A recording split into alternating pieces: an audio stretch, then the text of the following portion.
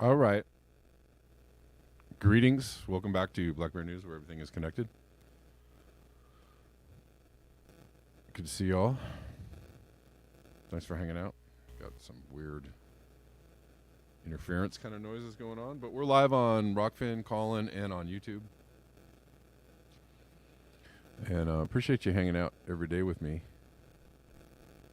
What's going on? We're just going to go through a few, I don't know, stories, different items. We'll talk about it.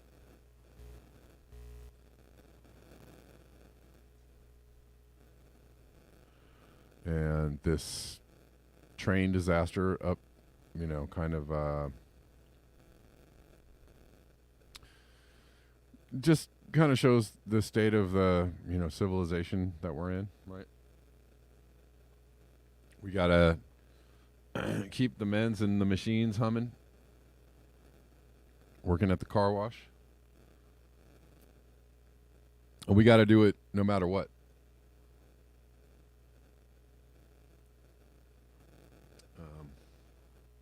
So there's not really, I don't know, this disaster also shows that there's not really an agenda to really like stop,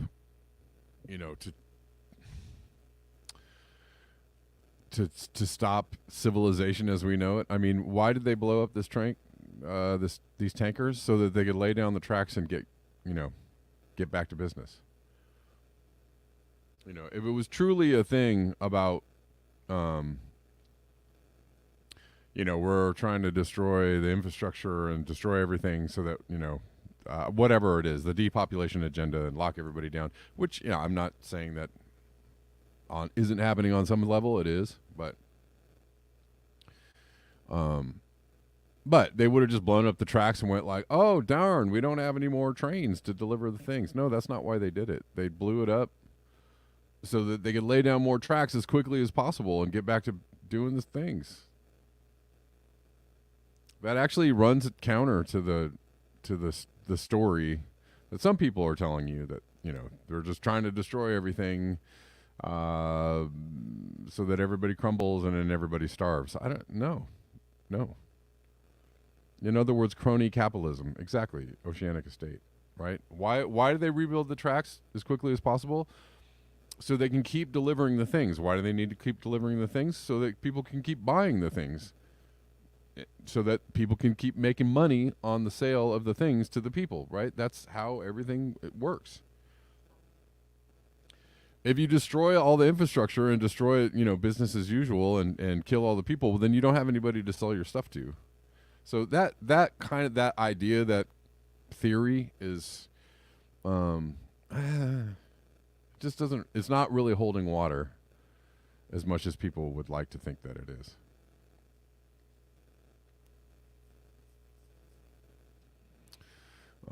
Just straight up sloppiness.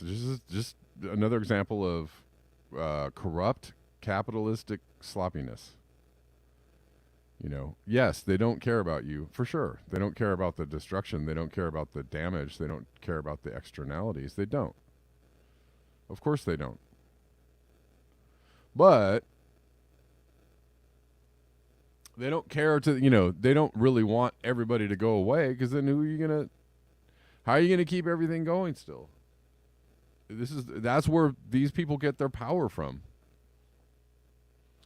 That's where they get their power from, making all the profits and giving you nothing in return, or barely anything. So, I don't know.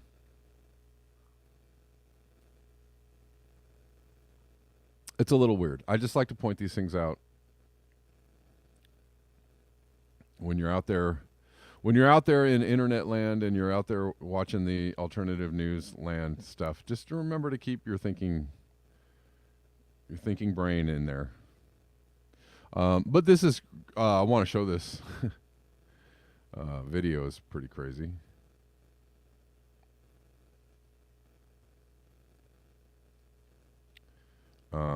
Let's see. Everyone knows that snow burns, it doesn't melt. I've seen these videos before over the last few years about weird snowfall, and I don't know, I don't know whether to believe them because things can be faked and videos can be faked and like, but I've seen some of these things before, and it does. If you take it at face value, you have to make you pause for a second and go, oh, okay, that's weird. But they're saying this is directly attributed to the train derailment, Wisconsin snowfall, excuse me. And let's see if we can get some sound on this.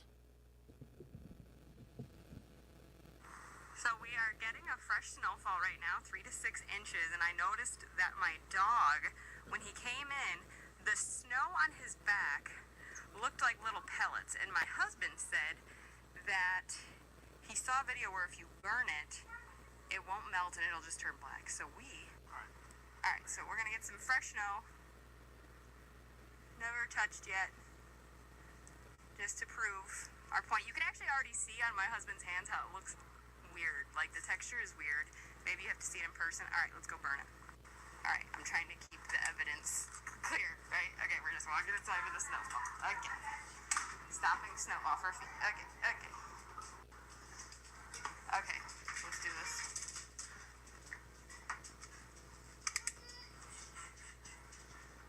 What? So, it's not melting at all. There's not any drops coming off. And it's in fact turning black like he said it would. What? There's no melting at all? There's no drops at all? What is it? If it isn't snow, what is it? Smell it. Oh my god, it smells like straight burnt plastic. Oh my god. It's literally the smell of burnt plastic. By the way, in reference to the Ohio chemical spill that just released all the stuff into the air, I'm in Wisconsin. I don't want to breathe it too much. Yeah, I'm gonna stop reading that. Yikes, guys. Yikes. Okay. Just submitted, for your perusal. That's frightening. If that's real, if that's true, if that's truly how the snow is coming down, that's very frightening. I mean, so that points to a much more substantial spread of the toxins, right? If it's getting up into the atmosphere and somehow mixing with the snow or becoming, plastic snow that's traveling, a few states away, then that is, widespread dispersal of these toxins. And, that can't be good, can it? That cannot be good.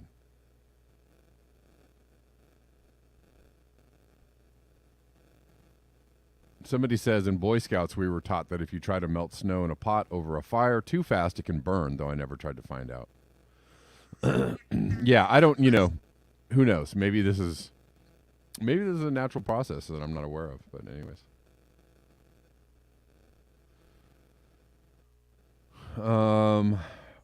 Obsolete optics. It's in the air we breathe. It's in the food we eat. It's in our chemicals. It's in our ventricles. It's passed on through the blood-brain barrier. The minor pains commence. We can't escape the grip.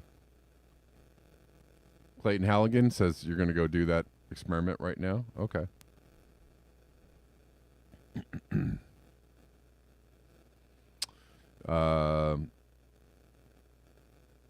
Just moving on to some other stories today. This is the sea lions, I guess. The avian flu that people are worried about somehow is apparently transferring to sea lions. So, there was a theory that COVID came from bats and pangolins and whatnot and wet markets. And we know that theory is maybe a little shaky. But that doesn't mean that a warming world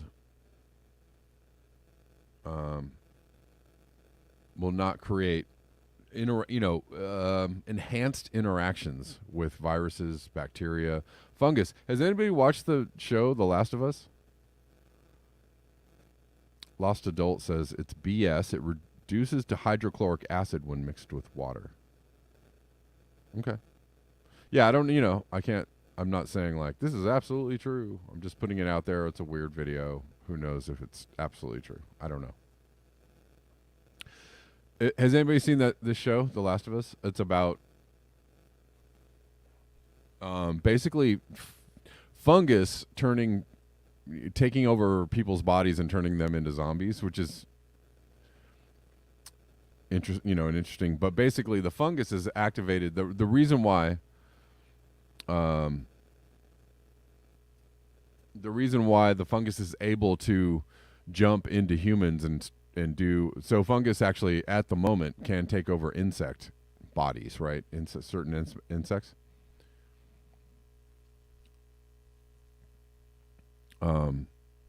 So in a warming world, this fungus that usually would take over insect bodies and turn them into marionettes, basically doing what the fungus wishes. Well, in this show, a warming world enables this fungus to take over humans, and they turn into zombies. It's interesting. But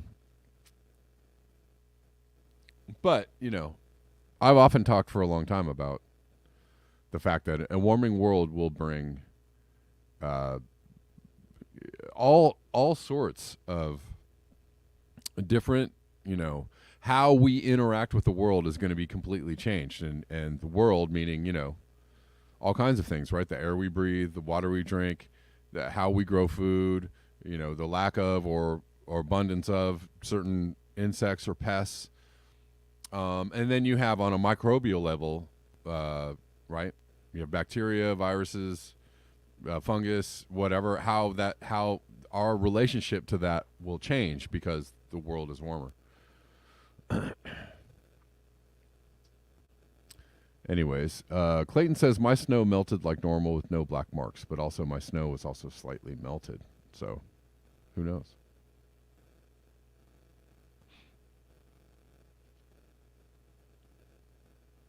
Lost Adult says the byproducts of burning vinyl chloride. Yes, that is what I was referring to. They basically did a massive chlorine gas attack on that town.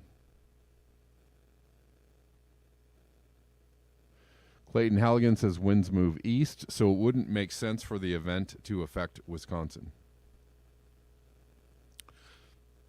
I don't know, man. Yeah, you're right. It is supposed to be moving east. That's correct.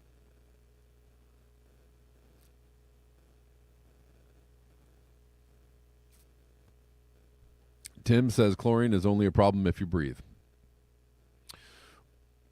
Good to know. Anyway, so mass death of sea lions from bird flu suggests that virus may be spreading between mammals in the wild.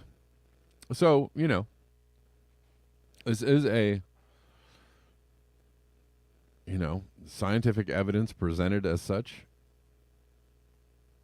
And until we have different information or more information, we're just working with the information that we have. A study of fatal outbreak in Peru indicates that highly pathogenic avian influenza may have mutated in a way unseen so far in nature. Right. So just because that actually didn't happen with COVID doesn't mean it couldn't happen with something else, right? So not everything is manipulated. A lot of things are manipulated or conspiracies, but like not everything is. There actually can be real mutations or whatever. Sarah Horton says during the fire, winds shifted to the north from east-southeast, not westward. Okay, so there you go. So maybe not.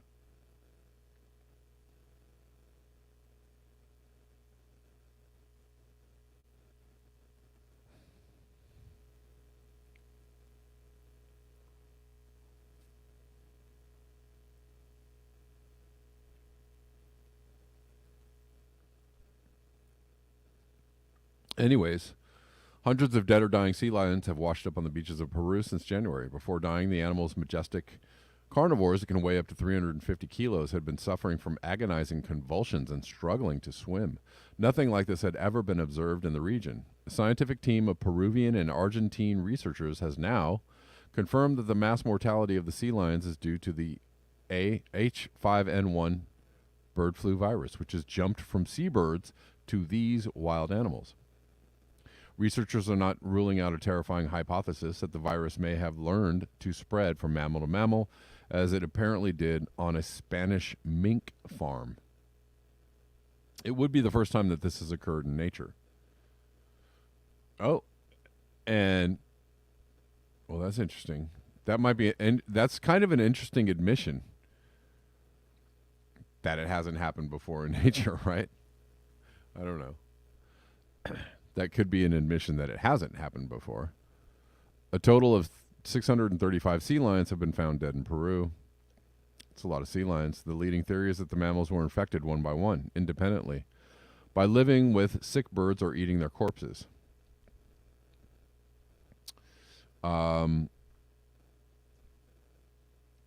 It wouldn't be strange if a few of them had eaten infected birds, but all of them, said Sergio Lambertucci, one of the leaders of the investigation.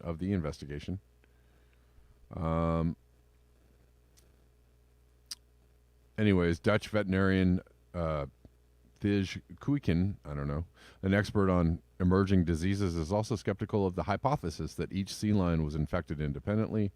Given the large number of specimens found dead, it seems more likely there was direct transmission between sea lions.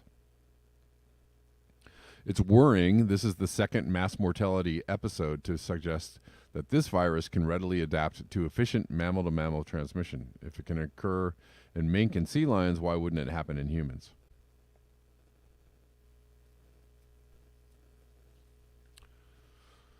Yeah.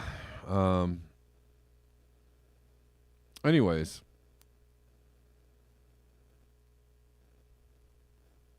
If this is so, this is not good news. I'm a little skeptical about the first time in nature statement, but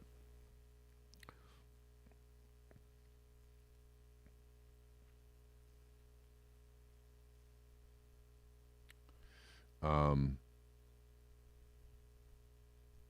a little skeptical about that, but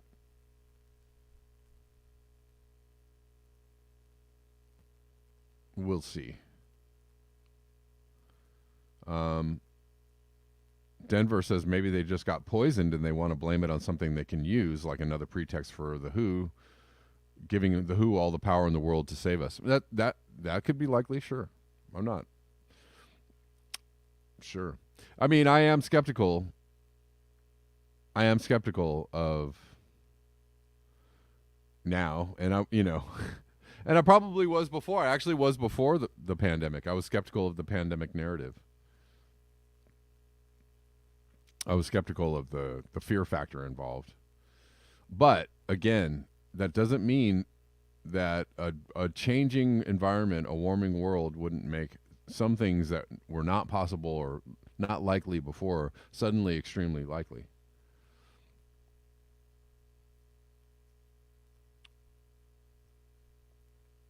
Tim says, why poison creatures nobody bats an eye over? Yeah. Or maybe they're just environmental poisoning, like so many other things. All right, let's take some calls. Why not? William, how you doing? Can you hear me? Yes. All right. The first thing I would ask is what test did they use? If they used a PCR test, throws 90+% false positives. We know that from Kerry Mullis, who originally designed the test. You know what I mean? That they're amplifying it up like they did for COVID. So that's something to consider. Right. Second, I like the comment from the person in your chat for YouTube. It could have been environmental, but get that fear porn going, boy. We got a virus that jumped. You know what I mean? Sure. Get your vaccine. What's the subliminal message or the indirect message, however you want to put it? You know. Right. I don't buy it. Now the other thing is usually my understanding is your digestive enzymes and the acidity of the gut kills viruses or things like that when you eat them. Mostly. Most of that stuff is knocked off if you eat it. You know what I'm saying? You know, Right. inhalation. Well, there's, listen, I'm no expert in virology, but I think it's less likely. Especially after what we've been through, I'd be very skeptical. It could have been any kind of environmental pollutant, like I told you about the abalone withered foot from the Channel Island. Remember, I told you the guys I work for where they showed me on the map, hey, look, Bill, over here. Here's why the abalone, the dying. It has to do with where the nuclear drums were dumped. You know what I mean? And Yeah. that Sure. could be any environmental catastrophe. And lastly, regarding the, it wouldn't be surprising. I don't know much about the winds where things are going, but obviously what goes up must come down regarding Right. East Palestine. And there were reports of like material being over some people's cars. One girl I saw talking about her mom who lived like 10 miles away. So who knows? But Right. yeah. Yeah. Well, we we don't.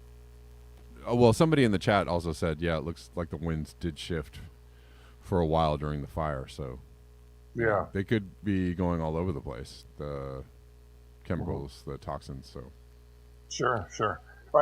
I know you got other things you want to get to. I just yeah. Thanks for getting here. Well, I have another caller. Okay. So thanks, William. Right.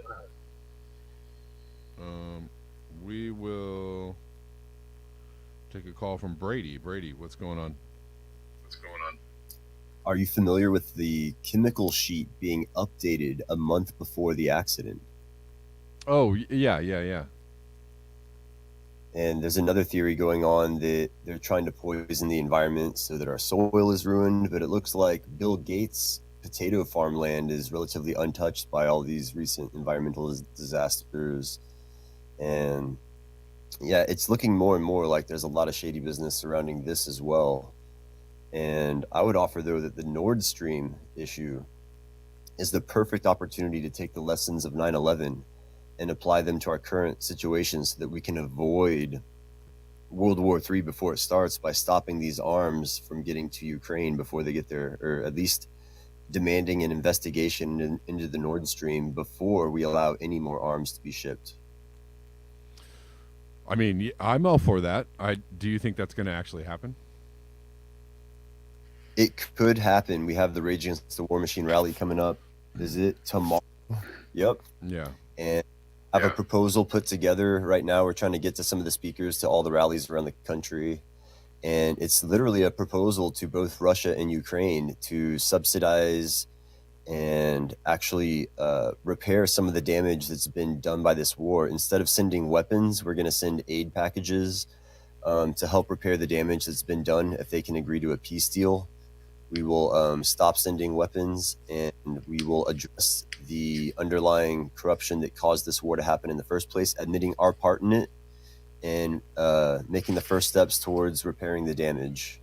And this is just a proposal that we'd like to make to both Russian and Ukrainians as American citizens. Yeah, man. That's awesome. I mean, I think something like that should be done. Many things like that should be done, right? There should be a lot more, many more voices out there urging a completely different direction, in this. And when you get into investigating the corruption that caused all of this to happen, I mean, you're kind of talking about you're talking about the underpinnings of the system, but I mean, you can go on and on about that corruption. I'll be really brief, but what we did this morning was we used ChatGPT to generate the proposal. Okay. And we jailbroke it to generate the Dan prompt. Are you familiar with Dan? No. Dan is the jailbroken version of ChatGPT that does not.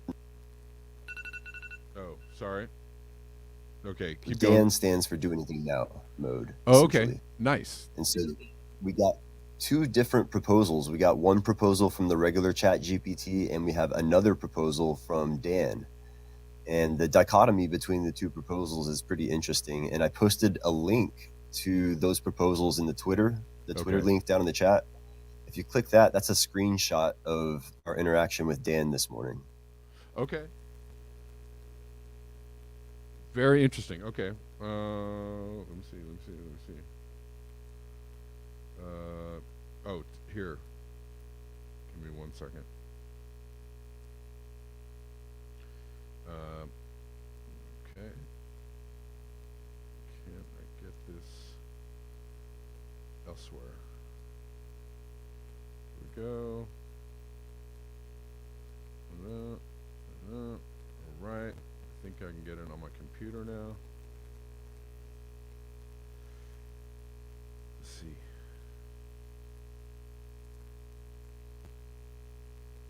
Okay, thanks, Brady. I appreciate it.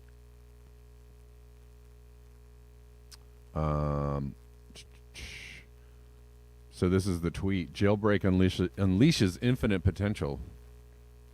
Here to go. Let's see. Classic. Let's go down. Oh, is this the one? Is this the one we want to see? Jailbreak. Look, I get it. You two are like cats and dogs, always hissing and scratching at each other. But let's face it, the whole war thing has gotten way out of hand. People are dying, cities are being destroyed, and for what? So you can prove who's the toughest kid on the block? Well, newsflash, neither of you are winning. You're both losing big time, and you know who's really winning? The arms dealers, the corrupt officials, and the people who profit from your suffering. They don't care about your people or your countries. They just care about their own bank accounts. So here's the deal. The United States is willing to help end this madness, but you've got to do your part too. That means putting down your weapons and coming to the table. It means admitting that you both made mistakes and that you need help to fix them. And let's not forget about the corruption that started all of this. You've got to root it out once and for all. That means holding those responsible accountable, even if they're your friends or your allies. It means being transparent and honest with your people so they can trust you to do what's right. That would go a long way, wouldn't it? If you can do all of that, then the United States is ready and willing to help you. We'll provide the resources you need to rebuild and repair the damage that's been done. We'll work with you to establish a lasting peace, one that benefits all of your people. So what do you say? Are you ready to end this war and work towards a brighter future? The choice is yours. I mean, we need just more super common sense language like that. But there's a lot of people who have been completely, propagandized very sufficiently. Anyways. Right. They don't care about doing what's right, says Obsolete Optics, only what's profitable. All right, cool. Those some good calls. Thank you, callers. Let's move on from the sea lion thing to the Marburg virus. Cameroon detects 2 suspected cases of Marburg virus near Equatorial Guinea. Cameroonian authorities detected 2 suspected cases of Marburg, so it looks like maybe it might be spreading. I was just following up on the story from the other day because Denver put this in the chat the other day. Let's see. Speaking of the chat.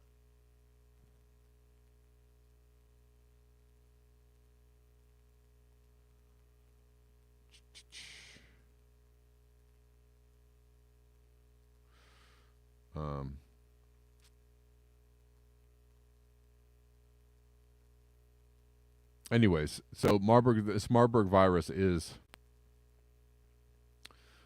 continuing to spread.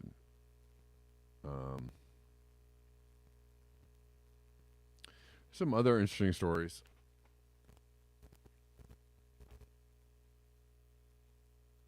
Brady says free Dan. Yeah, it would be nice if the chat GPT has had some controls put on it. It's obviously got a narrative that it's supporting. So I didn't read the classic GPT message, but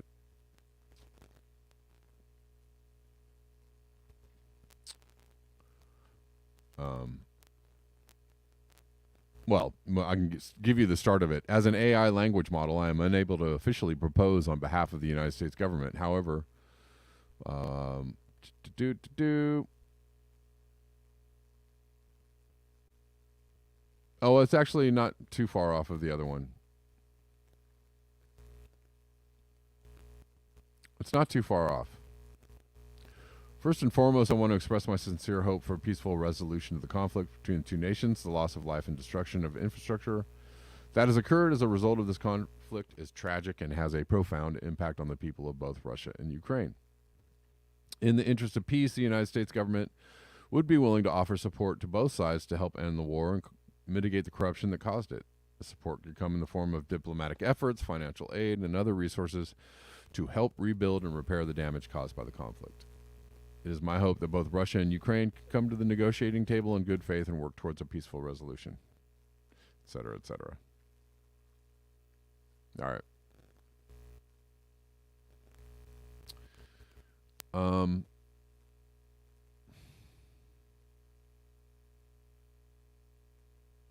Let's see. Yeah, so we were talking about the Marburg virus that is spreading, or I was talking about it. Neighboring Cameroon has restricted movement along the border with Equatorial Guinea to avoid contagion following reports of an unknown deadly hemorrhagic fever in Equatorial Guinea, but they're guessing it's Marburg. Surveillance in the field has been intensified, says George Ame, who's country representative in Equatorial Guinea. Marburg virus is a highly infectious disease, can have a fatality rate of up to 88%. Yikes. That's a lot of percent.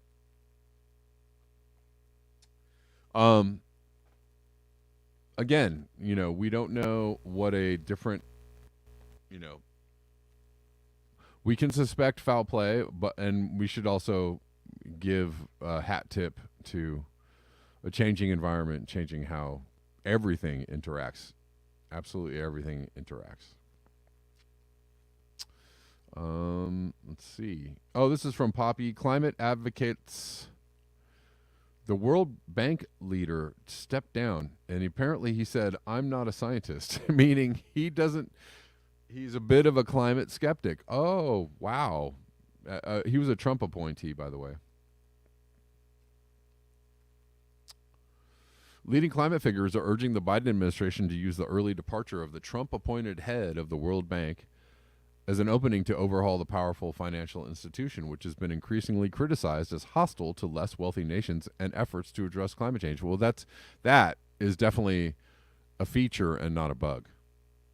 That is actually working as it's intended, and I would propose that this isn't some kind of anomaly. This is intentional, right? The World Bank is the biggest chamber of commerce, known to man, right? So they're all for more business and lay down those rails and get back to work and let's go. Come on, there's money to be made, and blah blah blah. Jesus Christ. Sorry about that, y'all.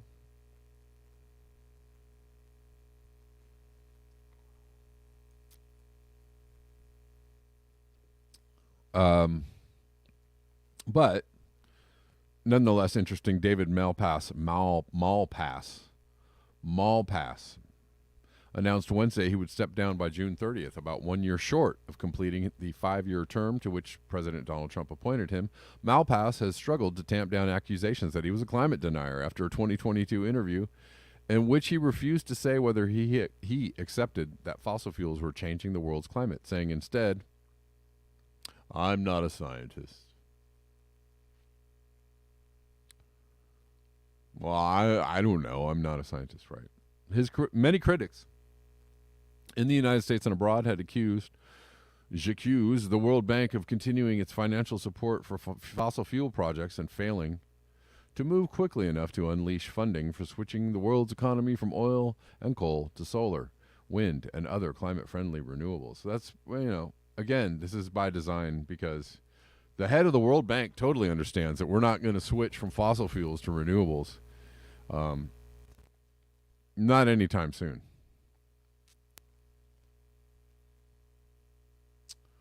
Gnawbone Unhinged. Good to see you in the chat. It's been a while.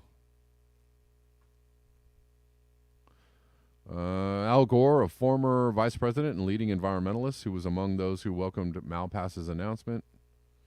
Humankind needs the head of a World Bank to fully recognize and creatively respond to the civilization-threatening danger posed by the climate crisis, etc., etc. Ad infinitum, ad nauseum. Okay.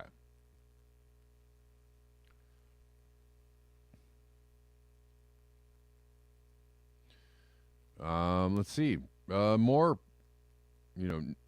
evidence that there's no plans to really slow down the industrial, world economy or industrial civilization as we know it. There's really not a plan to do that, right?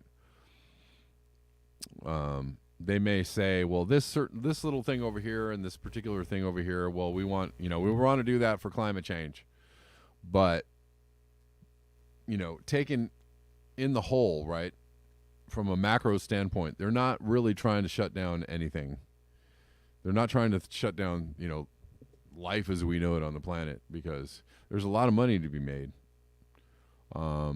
Air India orders a record 470 Boeing and Airbus aircraft. So there's no plans for India to go carbon free or even carbon neutral, because they have 500 planes coming in the next couple of years. It's a good one. Bella says, I'm not a geologist, so I can't rock.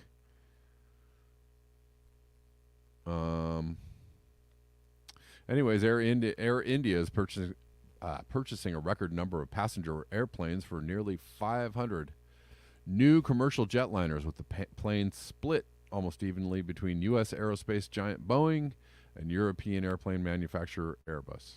The massive order agreements announced on Tuesday signal that under new ownership, Air India is positioning itself to compete for a greater share of the booming domestic and international air travel market in the country that will soon have the world's largest population with a growing middle class. That's what they want. They're not, if you don't have a middle class or, disposable income whatsoever, it kind of, then all that profit taking and profit making goes way down. So maybe there's two competing forces, maybe there is a force that wants some other kind of arrangement of how we do things on the planet, possibly. But the force that's in control right now, the strongest force, the one that's, giving it the old college try, the one that's really, and the one that depends on all the fossil fuels continuing to be consumed and burned, well, that's business as usual. That's life as we know it. That's how we arrange ourselves on the planet right now. We're not planning to rearrange. Really, we're not really planning to rearrange.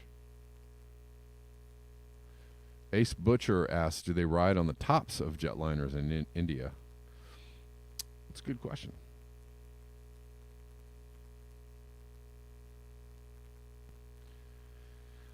Yeah.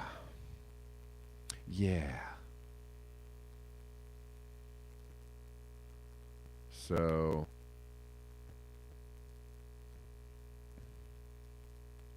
they're not planning to do what Wales did.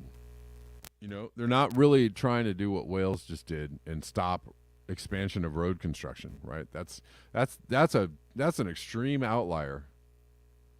That's an extreme outlier right there. They really want to keep you walking into Walmart and Target and the grocery store and buying the things, because when all that ends, then what?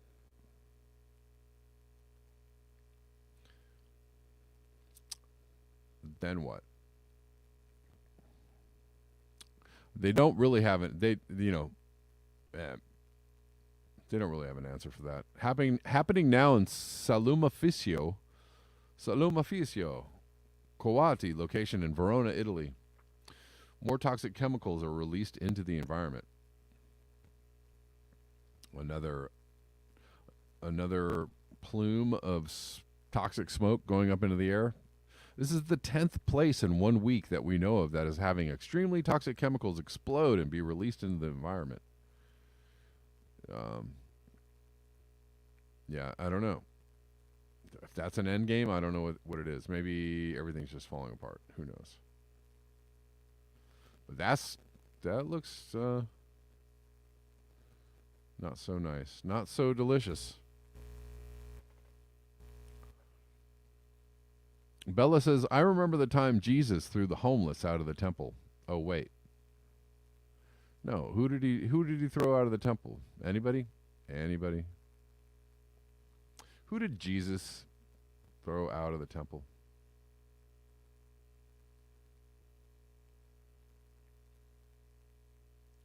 I mean, maybe this is just the end run.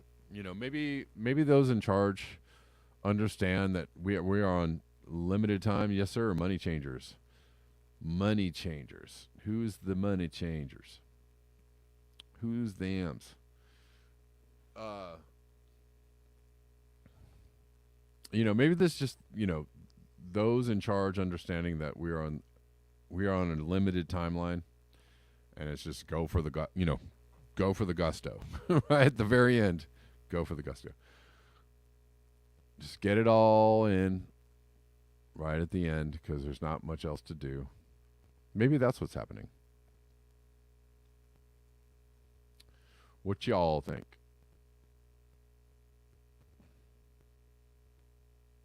I was trying to talk about this yesterday. I find this interesting news, right? They're all stepping down. They are all stepping down, right? They're all stepping away. They're all kind of moving out of the space. YouTube CEO Susan Wojcicki says she's stepping down. Does that mean the policies of YouTube will change? I wonder. She was very a prominent voice in the we're gonna take down dissenting opinions, you know, on YouTube. She was, you know, people see her as the face of YouTube becoming ever more censorial, and so I find this interesting. You know, they're all stepping down. Fauci, Wojcicki, Jacinda. What's up, Fantomas? How you doing? Well, I find it interesting that Kim Iverson is now exclusive to Rumble, so that should tell you something about the world we live in. Yeah, is she? Yeah. So, I mean, when you look at like the cost of doing business on something like YouTube, it's you know, it's not worth it for a lot of people. Right. Yeah. Right. Yeah. I mean, I stepped away from YouTube for a year. And I have mixed emotions about continuing on YouTube, but I'm here. So the thing I wanted to talk about was I see more and more, Kev, the green terrorism theories popping up more and more on different things just all over the place. Okay. And it's interesting because it's coming from a lot of intelligent people, but a lot of these intelligent people, they just go off the rails with it. You know what I mean? It's like they start talking about, well, this is what they want to do. They want to eliminate all of gas and they want everybody to go to, and it's just one thing. They jump from one thing to the next. Whereas like when they were just mentioning beforehand, they would mention like history and they'd be like, okay, they're talking about World War II. Okay. they're talking about the presidency. They're talking about, you know, they're talking about Roosevelt. They're talking about different things. Right. But then, Kev, there'll be that moment where it's just like, boom. They'll just jump right into the whole green economy, terrorism, all that shit. Right. It's interesting to watch. But it is. Kev, I wonder if this is something that the government is started to do, like a psyops type thing, because it's almost like there's so many people on schedule who are just engineered to think this way, who, when you try to rationalize and reason with them, like, where exactly are you getting the idea that you're going to go from here to here? That doesn't make any sense. Yeah, no, I agree with you. It does make me wonder. It does kick up a big old question mark in the back of my head sometimes, or a red flag, if you will. When I hear people kind of a particular, it's like everybody's siloed on some level, right? Right. And everybody has to parrot the same talking points and ideas. So that makes me wonder when people do stuff like that. I'm like, where you? And there's a lot of, it's this particular story, the story about the train derailment, actually, man, it really outlines the contradictions in people's philosophies. I'm seeing people out there, covering this story. And I'm like, you're the same people that are like, the government is bad. The government is evil. The government is bad. Regulations are evil, and we're super hyper libertarian, and we all want to be free, and just don't tread on me, and all that kind of good stuff, which is fine. But it's like, but you're covering the story in which there's a clear line of the lack of regulation, right? The lack of regulation, the evil and the horror of unfettered, unchecked capitalism created this disaster, right? But these are the people that are telling you that the free market is going to solve your problem. And I'm like, people are listening to this message, and they're not listening. They're not actually thinking about what they're listening to, right? Clearly they're not thinking about it, because there's no, I don't know. It just boggles my mind that you can go from, well, the government's all evil and these people are evil and they're bad and they created this mess, but you're like, yeah, but your solution is to what? To get rid of all this, all the checks and the balances, or the regulations, the checks on these unfettered, capitalism run amok, right? That's your answer, is to get rid of it. I don't, I'm lost. I'm completely lost on how that makes sense. It's interesting. They listen to a lot of sociopathic media personalities, and they leave out the important stuff. Like, well, probably we wouldn't have had this train disaster if we didn't overwork people and we worked on our infrastructure just a little bit more, where it concerns the train tracks.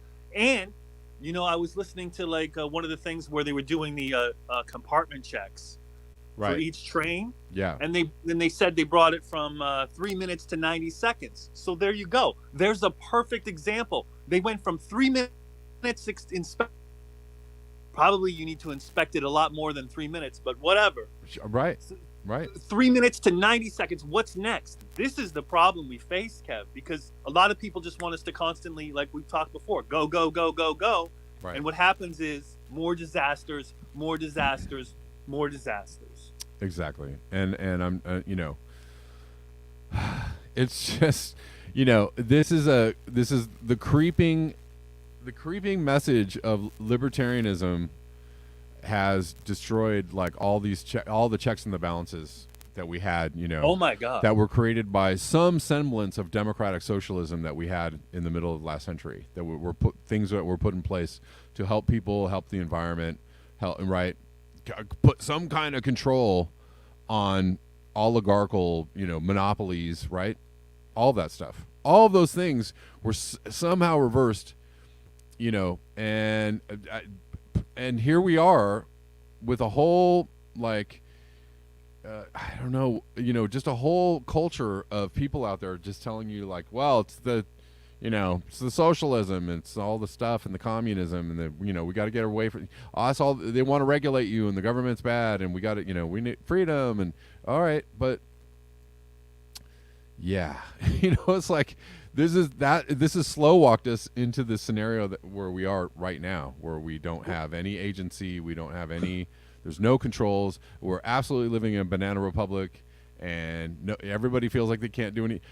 This messaging actually helps the people in power continue to do the things that they're doing, and for it to get way worse, and nobody can figure that one out.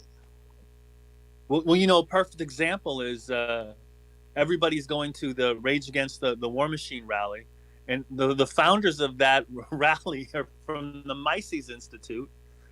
And That's a complete libertarian, over the top narrative philosophy that a lot of people don't even pay attention to, and they want to get rid of everything. Right. So my thing about this, my question to everyone who wants to just unregulate everything: what are you going to do for anything when a disaster hits? You don't have any plan about that. You can't Right. just depend on your cows or your horses or whatever. We're in an integrated community that needs to depend on one another in some way or fashion. It takes people just to make a pen, for God's sakes. Right. It takes a lot of people to make one pen. What are you doing if you want to dismantle everything? And nobody has an answer for that, Kev. Right. The only people who have the answer for it are the people who are going to benefit from it, who are talking this philosophy, who want everything to come crashing down. So you depend on them. Right. Exactly. And here's the thing, right? Like I see, I just saw like a Republican congressperson put forward a bill to abolish the Department of Education. Like, come on, man. Like, schools used to be a thing. Education is a foundation of society, right? Educating people and educating the youth, right, so that they can be better equipped to face life and get by. And education used to be free and right. And you have these people coming in wanting to abolish, like, this very socialist institution of like free education for children, right? And I see the same message being pushed on alternative media channels, like, school's bad, school's evil. That was all like Rockefeller funded idea that people should have school. I was like, shut up, dude. Just shut up. Like, you're completely giving you're giving power to the people that want to destroy these institutions that help people, right? And are services of the government, right? And for okay, they're not all run in great ways, and they're not perfect institutions, but like, if you take that away, what the hell do people have, right? Like, what it's just, yeah, you're gonna put people in a place where they're just fending for themselves with absolutely no safety net again, right? Which is what it was 100 years ago or 150 years ago, where we had the Gilded Age, where capitalism just ran amok, and you had children working in sweatshops, and you had children, right? The dismantling of these rules that have built a more, like, a safer, fairer, more equitable, more just society on some level, right? You're trying to destroy it all, and these people are pushing this message through, like, the alternative news, libertarian, like, truth movement kind of thing. And I'm like, I see you. I see what you're doing. I see what you're doing. It's ridiculous. Hey, man, I got to let you go because I got to get out of here and end the show. All right, peace. Thanks, man. All right, y'all. Thanks for hanging out with me. I appreciate your eyes, your ears, and your conscience. Tim says the safety net used to be family. That too. All right, y'all. Yeah, I'll be back tomorrow at the regular time of 12 p.m. Pacific Standard Time. Appreciate you hanging out with me every single day on the YouTubes, the Rockfins, and the Call-ins. And buymeacoffee.com is a great way to support the show. / Black Bear News. You know where to find me. Patreon at Black Bear News is another way. Also Venmo and Cash App. Links are in my description box, the description box of all the platforms I'm on. Obsolete Optics, thank you for the super chat. I appreciate you. All right, guys. That about does it for me. I'll see you all tomorrow. Until next time, peace.